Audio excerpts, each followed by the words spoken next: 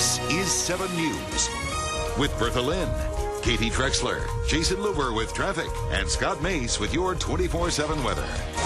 You're watching 7 News. Also coming up for you this morning at $2.6 million a pop, companies are banking on their Super Bowl ads. After 5:30, we will review the ads and take a look at some of the best and the worst.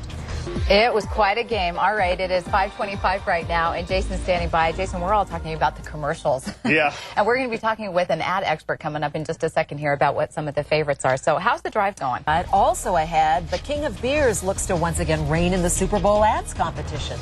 We'll review the multi-million-dollar ads for you next. And welcome back. What everybody will be talking about at work today, the Super Bowl ads. They gain as much attention as the game itself anymore. And with a 30-second spot costing more than $2.5 million, companies are banking on attracting the post-Super Bowl buzz, which some of them are doing today, right here. That's right. And joining us this morning is Buddy Ketchner. He is from Sterling Rice Group in Boulder. Thanks for being here today. Thank you very much. It's a All right, pleasure. just really quickly, your overall impression of the ads. Well, I think you have to start by saying that the bar is set really high for Super Bowl ads. The Super Bowl has become such an epic event, and it's like a national party where 90 million people are invited, and it's so big and over the top that people really expect the ads to be the same.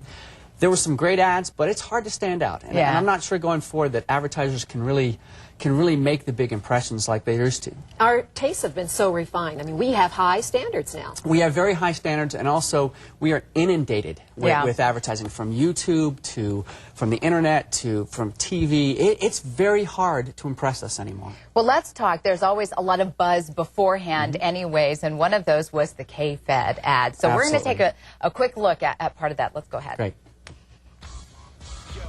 Better line on the block, rolling VIP, sick whip, thick rims, fat rocks, I got 'em. Shining like a superstar. All right, this is Kevin Federline. Yes. Your impressions on this advertisement. First of all, what's it advertising? What's the product? Well, the product is National Mutual Insurance, and their tagline is "Life comes at you fast." And I actually think this ad worked very well, and it was certainly the one that was most anticipated. It was the one that people looked at the most, and the ad did a good job of making an insurance company very likable, and truthfully, it did a good job making K-Fed likable, which may be the greater achievement. Yeah, the harder thing to accomplish. Well, I have to say, I couldn't remember at the end what the insurance company was. All right, let's go ahead and show Coca-Cola's, and if you can talk a little bit about this one that Coke did. Sure.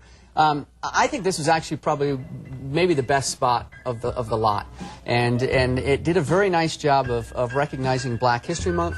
One of the kind of historic moments in this Super Bowl was the fact that both coaches, head coaches, are African American, and Coke did a very nice job of looking at the history and recognizing this in a very tasteful way.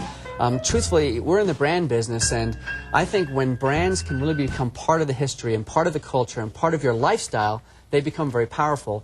Coca-Cola is certainly one of those brands, and I think they did a very nice job actually making a statement about our values. And when brands can do that, then I think they're really winning. And they did it in a very nice, a very sophisticated, and a very classy way. A very subtle way. I mean, one of the things that makes it stand out from all of the other advertisements that we saw yesterday was that there's so much clutter, so much noise, and yet that one was scaled down very, very quiet. I think that's absolutely right. It was very simple.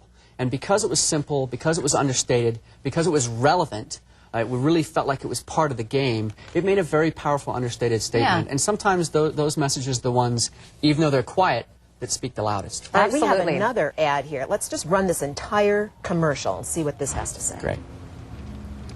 What are you doing? Should we pick him up? He has Bud Light. He has an axe. But he has Bud Light. And an axe. I'm sure there's a reason for it. Hey, buddy. What's with the axe? It's a bottle opener. Hop in. Refreshingly smooth Bud Light. Always worth it. Look, here's Bud Light. And a chainsaw.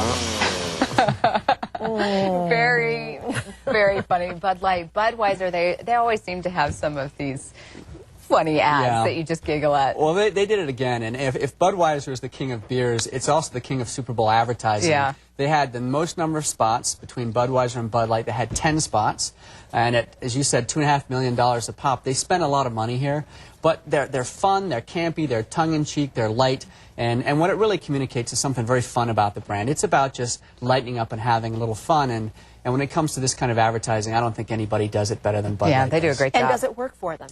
Do they get the payoff in revenue from these ads? It's always tough to do a payout on this, and the marketing world is split. Half of the marketing world says, gosh, it's a lot of money, do you get anything back? And the other half says, it's the best deal in the world. It's the last true mass vehicle around where you can get literally 90 million people at one time to laugh and be engaged in your brand.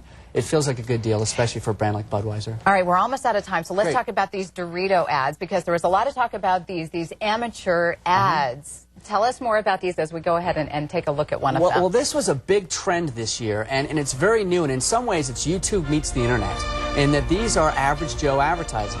This is not professional ad agencies producing these. This is viewer-created content, people that made the ads themselves. This was a contest that Doritos ran. There was 4 finalists, and this is the gentleman that won, and he produced it himself. And in many ways, it wasn't about doing great advertising. It was about getting people involved in the brand.